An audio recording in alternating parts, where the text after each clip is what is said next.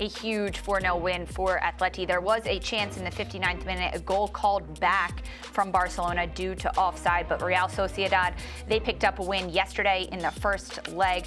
We'll see who will advance. Still one more leg to play in the Copa del Rey semi-final. Right now, we are so pleased to welcome in our CBS Sports La Liga correspondent, Phil Kitrimilides, live from the stadium. Hey, Phil, what's up? Hey, guys. All good? Yeah, good. You look a little chilly there, so we'll try to keep the conversation moving here. As a commentator, you tend to see the game a little differently based on all that you've prepared and what your co-com is saying as well. Atleti dominated in this one. What did you see? I saw the worst Barcelona performance, I think, under Hansi Flick. Certainly this season, they've not played this badly. And I'm struggling to think of a game last season where they were second best for the entire match. And yes, the big caveat is that they're missing some absolutely vital players. Obviously, no Pedri, no Rafinha, no Marcus Rashford. And they really, really felt those absentees tonight. Atletico Madrid were missing a key player for them in Pablo Barrios. But it just felt like Atletico Madrid did the same move over and over again, and it worked over and over again. They were so dangerous so many times. And if I say they could have scored 6 or 7 in that first half, it's not exaggerating at all. They had the chances, and Barcelona really didn't create that much. And we're talking about this team, which has got so much firepower. They've scored 99 goals this season. They scored 174 last season. This is a side that can genuinely outscore almost anyone. They've come from behind 9 times this season to win. So when they conceded the first goal, you think, okay, well, a terrible mistake, but maybe they can get back into it. They conceded the second, and you think, wow, okay. I mean, they were 2-0 down in this stadium last season and won 4-2 with 4 goals in the last 20 minutes, so there's still a chance. Then they conceded the third. They're not learning at all. They're leaving too much space. And when they conceded the fourth, you think, this could get really ugly. It's only because Atletico Madrid took their foot off the gas a little bit, and then that goal didn't stand for Barcelona in the second half, which really would have given them a bit of momentum, a bit of impetus to try and fight their way back into this game. And then after that, there really wasn't too much from Barcelona. The worst performance I can remember from them for a long time. Phil, I mean, you couldn't have said it any better in terms of qualifying that performance. I thought it was ghastly. I didn't even know what I was watching. I couldn't imagine what Hansi Flick thought he was watching. I mean, you being there, what went wrong? Was it the lackadaisical approach from Joan Garcia, or was it just a domino effect of so many things? I mean, you can point to the midfield, you can point to the play of the fullbacks. I mean, break it down for me, Phil. Yeah, I mean, Joan Garcia made an absolute horror show of a mistake, but, you know, it wasn't his fault that this happened. If he didn't make that mistake in the first few minutes, then who knows? But I don't think we could put too much blame on him. I think it was very striking when I said that, you know, all the goals seemed to be similar and all the attacks seemed to come down the right-hand side. Alejandro Balde super exposed on that left-hand side, and they were getting 2-against-1s against him all the time. And that is because on that left-hand side, we didn't see anybody really helping him out. You had Fermin Lopez, who was playing a bit more centrally. Dani Olmo on that left-hand side wasn't helping out defensively in the way that Rafinha does extremely well. And even Marcus Rashford as well. He can help out with physically getting back and tracking back. So I felt that Alejandro Balde was consistently exposed in that first half. And we know the high line. We know that teams know how to try and hit Barcelona, and Barcelona's way to counter that is to win possession back quickly, make sure that they give the right passes, don't give balls away in dangerous areas. And they got that all wrong tonight, all wrong. So yeah, really exposed down the left-hand side. And then their passing tonight wasn't good enough. And when you give the ball away in dangerous areas, you leave that high line exposed. And it was just awful from start to finish on. It was one thing after another, and Barcelona kept getting hit. There was a moment, a sliver of hope, perhaps you would say, in the 59th minute when Barcelona did score a goal before it went to an incredibly long, lengthy VAR review that ultimately was called back due to offside. Razor-thin margins, but such a long review. How could that call have changed the momentum of the game because there was such a long stoppage of play? I actually think, Lisa, it really did change the momentum because Barcelona had started that second half relatively well. They'd won a couple of corners, fashioned a couple of chances, and then they got that goal. And you think, right, they get the ball, they run to the centre, we're like, let's go again, we're back in this game.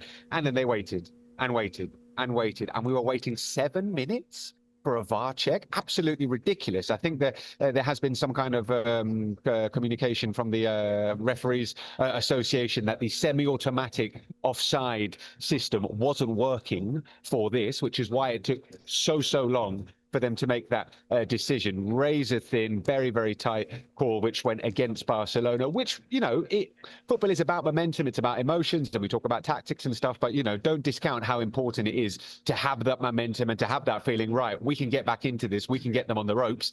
And that was taken away from Barcelona. And when I say after that, there wasn't really much from them, there really wasn't. I was expecting them to try and lay siege to the Atleti goal in that second half, and it didn't really happen.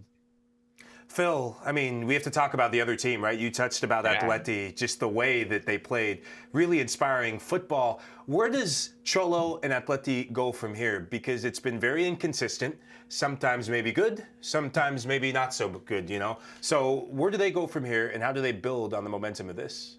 They go to the final of the Copa del Rey, Mike, in April, I think. Barring something absolutely unbelievable. Has to be said that, it's a testament to Barcelona's firepower that we still think that it's not quite over yet, because if Barcelona get an early goal in the second leg, who knows? They should have Pedri back, they should have Rafinha back, and it could be a very different game. This is massive for Atletico Madrid. This was basically last chance saloon for them for their entire season, and they came out big, came out clutch with these really, really huge performance. The thing is, we've seen big performances from Atletico Madrid here. Earlier this season, they won 5-2 against Real Madrid in this stadium. They've had 10 match winning streaks in this stadium. It just hasn't counted for anything because they're 13 points behind Barcelona at the top of the table in La Liga, and in the Champions League they've got to play a playoff when they really should have been in the top 8. So there hasn't been that consistency. Away from home, they've been really, really poor. It's 3 wins from 11 games in La Liga away from home, 1 win from 4 away from home in the Champions League.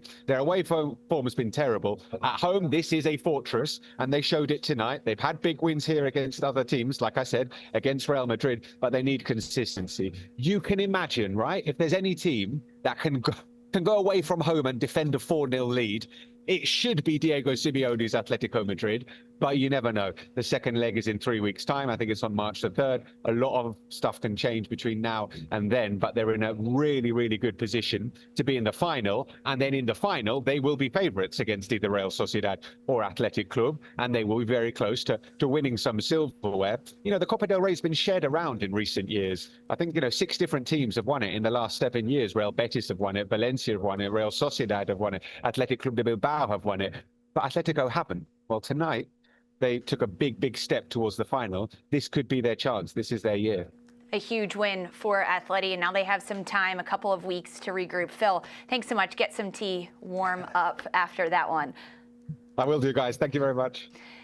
Mike, Phil said that for Barcelona, it was one of the worst performances he has ever seen from a club. And when one team has one of their worst performances that a great commentator has ever seen, it means that on the other side, there had to be some pretty good performances. And Ademola Lookman had a tremendous game with a goal and an assist. How was he finding all the right spaces on the pitch? Yeah, well, as I said, 40 million euros well spent for Atleti. I mean, he's an absolute game changer. And there's just this aura about him, right? And I just love that he's got a new lease on life since moving to Spain, playing for a club that needs him, playing for a club that needed some inspiration. And he's an inspirational figure around African football. What you don't see sometimes in Italian football with him is the space he creates for other players and teammates. Now, his ability to make runs in behind, there is almost this sense of playing in slow motion. The game slows down for him when he's in this mood. Jules Koundé didn't know he was coming or going, was 5 yards off of him at times, 5 yards trying to chase him from behind, and he was pulling the strings. I loved his unselfish nature.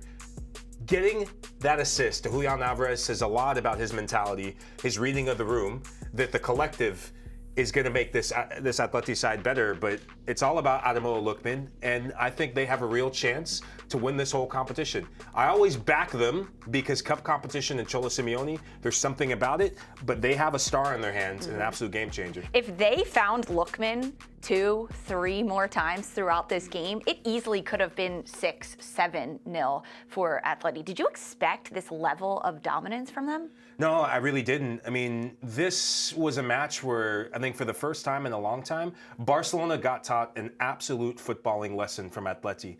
And it just reminded me, there are elements of this that reminded me of the Champions League match where Barcelona went to Stamford Bridge, and they looked like they weren't even anywhere close to the intensity that was needed to compete. I didn't see anyone competing outside of Lamine Yamal competing in the first 10 minutes, putting on a YouTube dribbling clinic, right?